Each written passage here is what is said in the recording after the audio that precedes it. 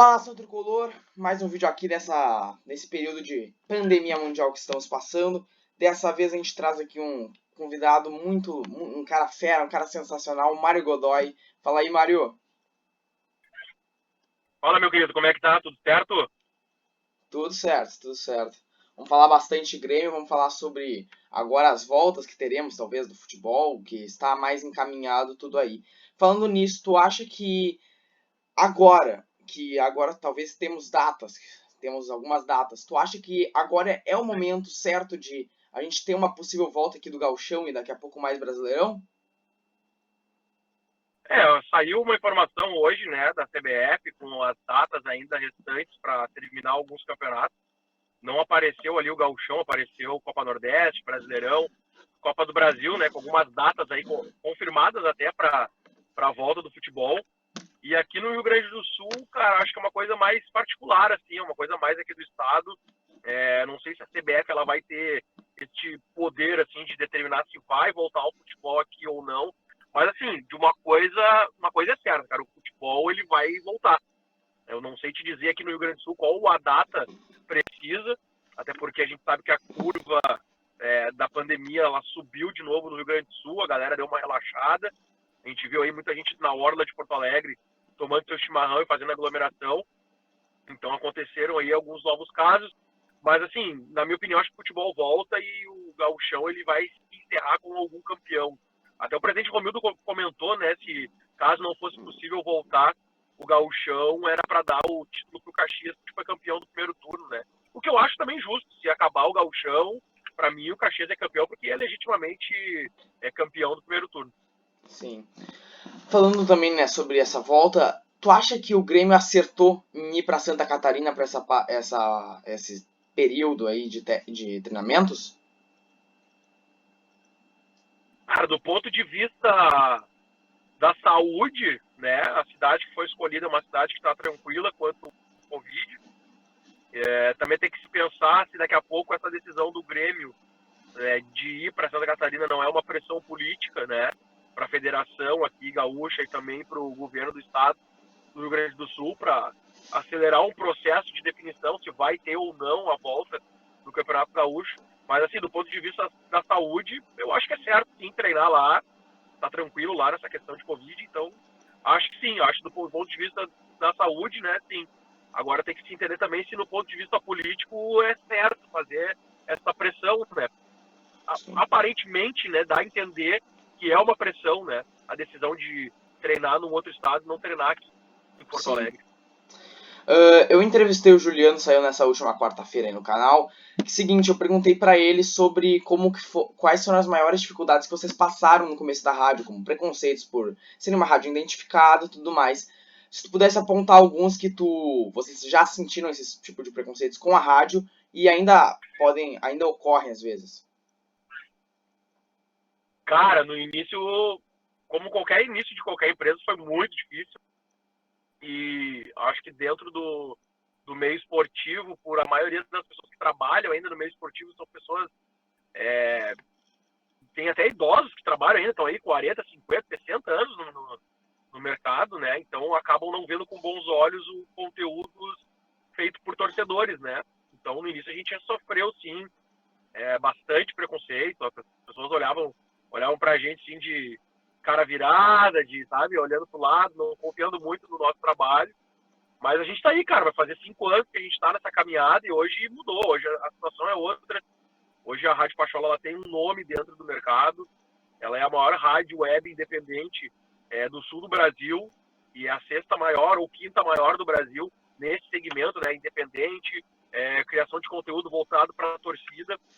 Então, foram 5 anos assim que doeu bastante, mas que vale muito a pena. E hoje a gente está colhendo alguns frutos, né? Apesar da pandemia, a rádio continuou num crescimento muito bom aí, principalmente no Instagram. E a gente vai seguindo o nosso trabalho, né, cara? Mas no início teve bastante preconceito. Sim. Agora na pandemia, tu, Keck, Duker e Catimbeiro fizeram as lives tricolores, que era pra ser. Como que foi? Era pra ser só uma e daí virou um quadro semanal? Que eu tô sempre acompanhando, acho muito foda as lives que vocês fazem. Mas como é que foi essa ideia de juntar todo mundo?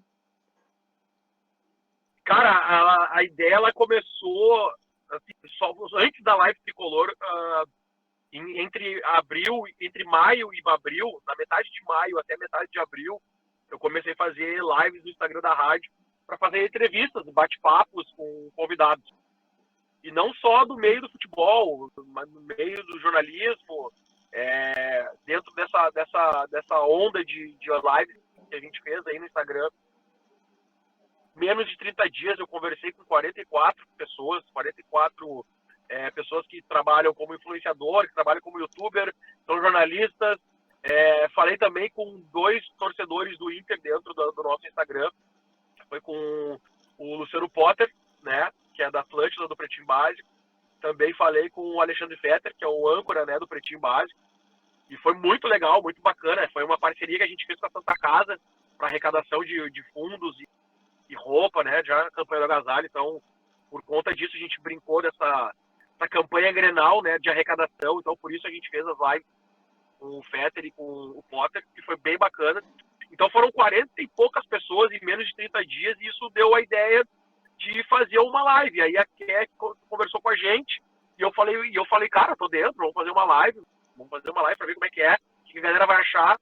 Aí a gente fez a primeira live no canal dela, foi bem legal, a galera gostou bastante, e aí a gente começou a fazer todo domingo. Muito por conta de não ter jogo, por conta de não ter conteúdo de Grêmio no domingo. A gente começou a fazer, a gente já fez 10 programas, a gente está indo pro 11º programa, e a gente está alcançando a casa das 30 mil visualizações já em 10 programas. Tá bem legal, bem bacana mesmo. E a gente acredita muito que na volta do futebol, quando a gente fizer as lives pós-jogo, até já dando um spoiler aí pra galera que vai nos assistir, a gente espera que essa audiência cresça cada vez mais, porque já tem uma audiência legal com o futebol parado. A gente acredita muito que quando o futebol voltar, a audiência cresça mais também. Então, tá bem massa, cara. Era uma coisa despretensiosa, assim, era só pra bater papo mesmo. E acabou dando certo, a galera acabou gostando, e a gente tá fazendo todo domingo, das 8 às 9. Sim. Qual foi a viagem envolvendo o Grêmio, né, nessas tantas que já tiveram em transmissão, viagem de ônibus e tudo mais? Qual foi a viagem mais da hora que tu fez em questão a Grêmio? Cara, a viagem mais foda foi pelo Tri da Libertadores, que a gente fez a transmissão, né, lá de Lanús.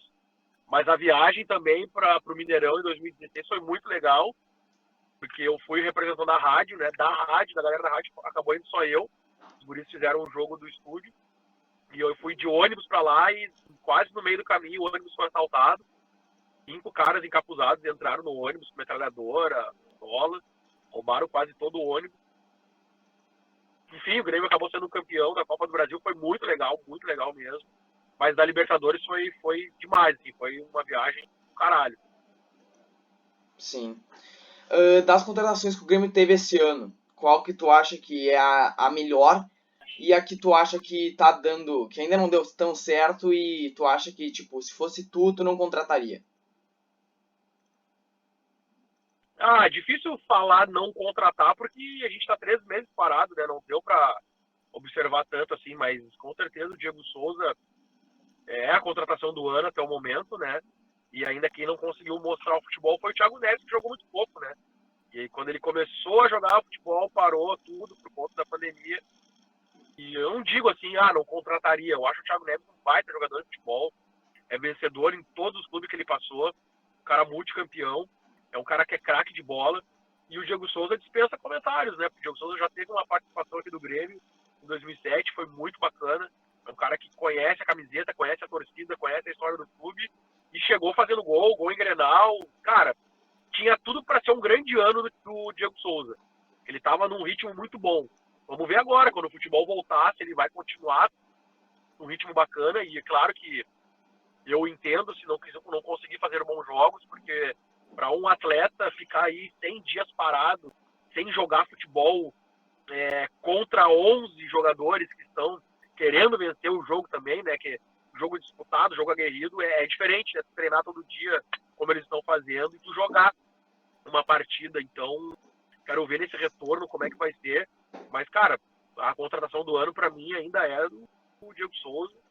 Fez gol em Grenal, né? Então, não tem muito o que falar, né? Sim. E se tivesse que escolher um título desses que a gente vai disputar, em questão, tipo, Libertadores, Copa do Brasil e Brasileiro, um que, tipo, seria o teu sonho realizado pro Grêmio ganhar esse título e dar uma... Porque Libertadores a gente ganhou em 2017, Brasileiro faz mais tempo e Copa do Brasil foi em 2016. Cara, eu gostaria de ver o Grêmio tetra da Copa da Libertadores, tá? Claro. Tetra da Libertadores, mas tem essa questão do Brasileirão, né? O Grêmio não é campeão desde 96, e se fosse campeão brasileiro seria o primeiro campeão gaúcho, né? Em pontos corridos do Brasileirão. Mas, cara, a Libertadores não adianta. Sempre me puxo pra Libertadores, e ver o Grêmio ser tetra da Libertadores ia ser espetacular. O maior clube brasileiro com mais títulos em Libertadores. Então, a Libertadores do tempo. Libertadores eu também, se tivesse que escolher um entre esses aí, seria Libertadores, porque Libertadores é outra coisa, totalmente diferente, é outra competição, bem mais a fuder.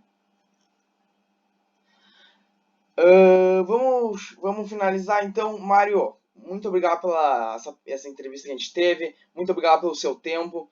Fala aí um pouco, para quem não sabe direito, o trabalho da rádio, fala aí um pouco sobre, agora agradece aí pra galera, dá um tchau aí.